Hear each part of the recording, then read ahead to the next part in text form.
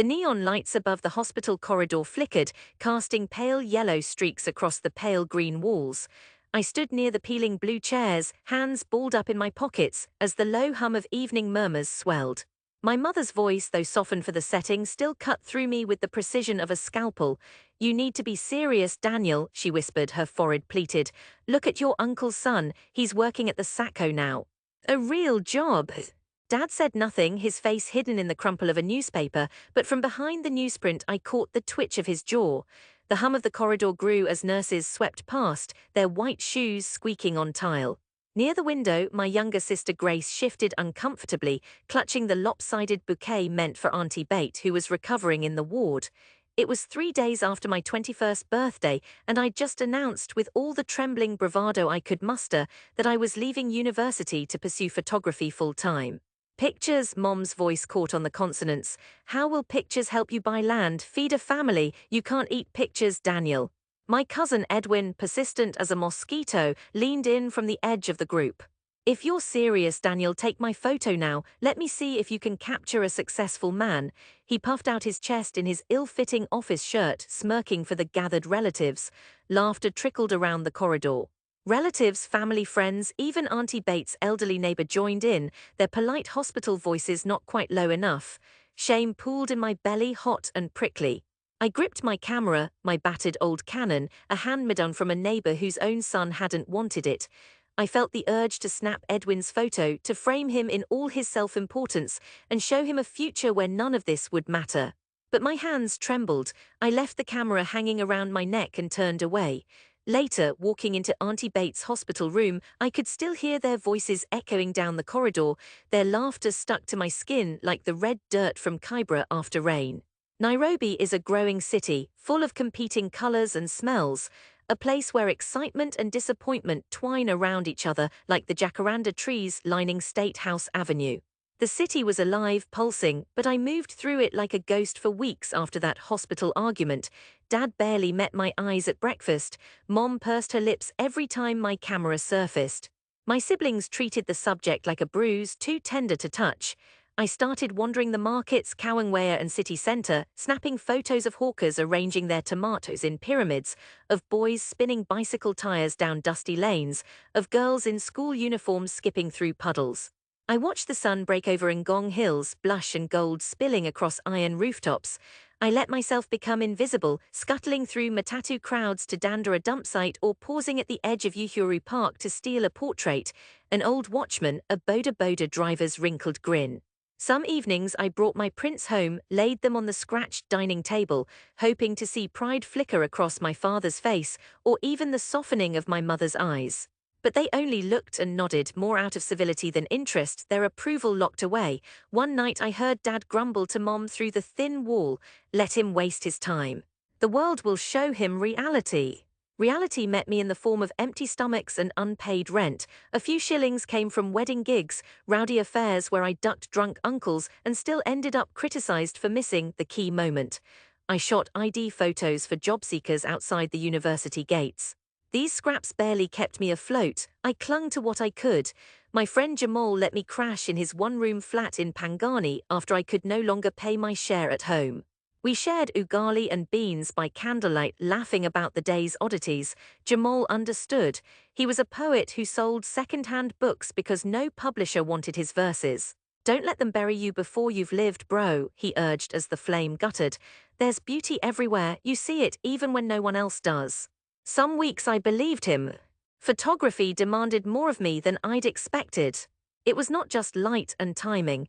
It was hunger, disappointment, the humiliation of chasing editors who barely checked their emails, who tossed my envelope aside with a bored shake of the head.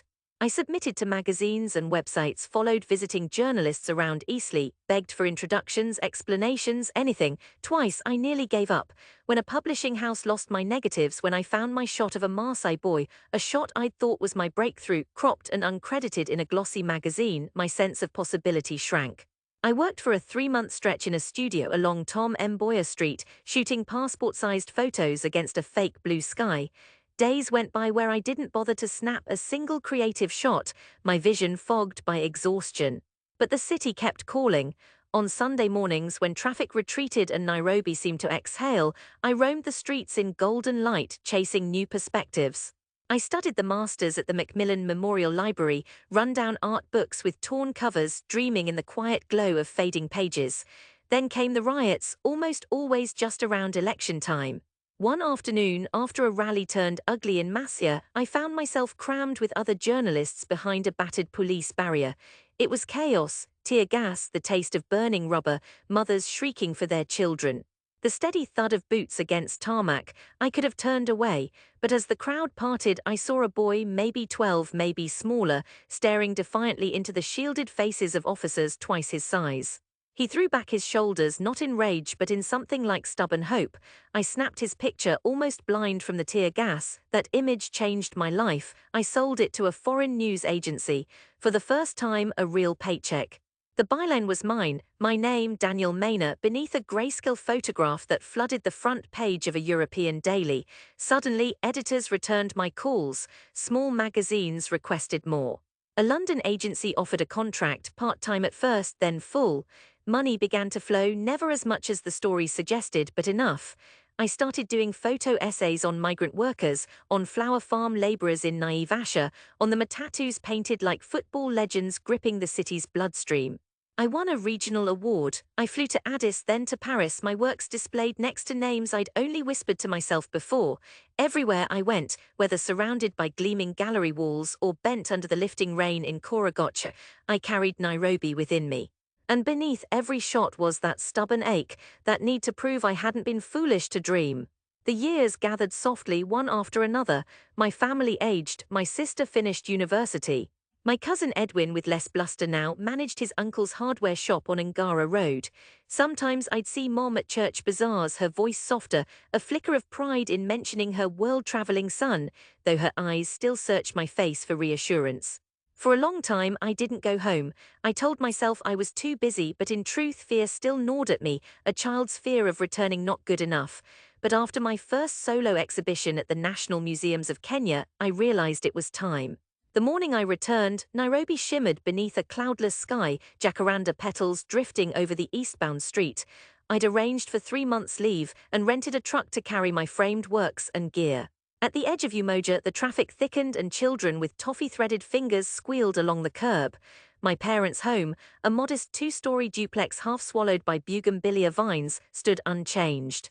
The gate was rusted, the bell still stuck, so I knocked until my sister came jogging out, her hair in 1,000 tiny braids. "Danny," she shouted, launching herself into my arms.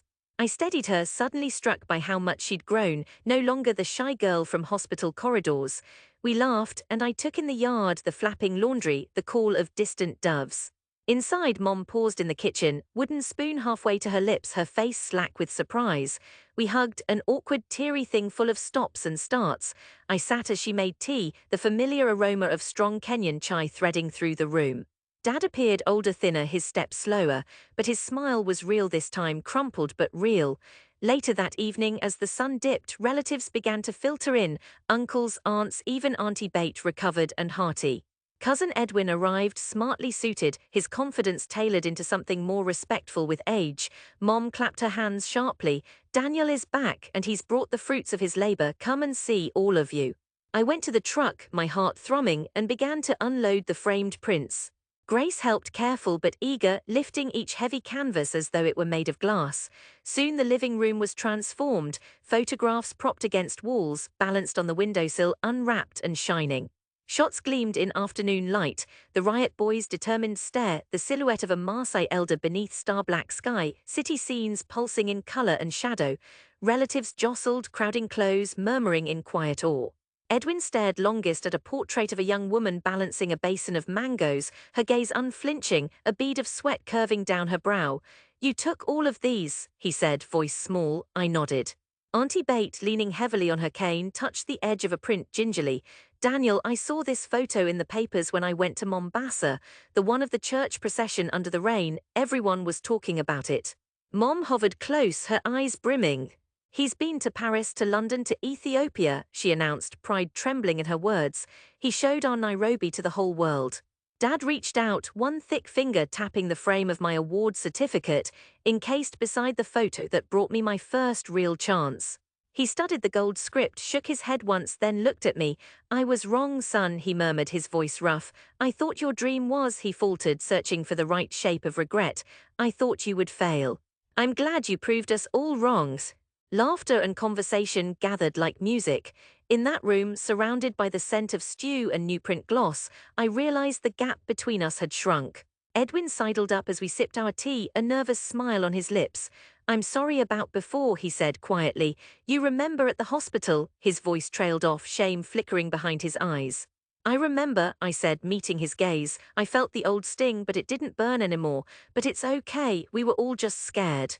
After dinner, as dusk pooled in the corners, I showed a slideshow on my battered laptop. Hundreds of faces and places, laughter, sorrow, moments snatched from all across Africa and beyond. Grace leaned against my shoulder, watching each one with wonder. My parents exchanged glances, heavy with emotion but now finally open. Later, walking out to the yard, jacaranda petals gathering between my shoes, Dad joined me. He moved slowly as though every step required a reckoning. "When we are young," he began, voice low, "we think safe things are best. We look for jobs, land, security." He paused, staring at the outline of the city's lights on the horizon.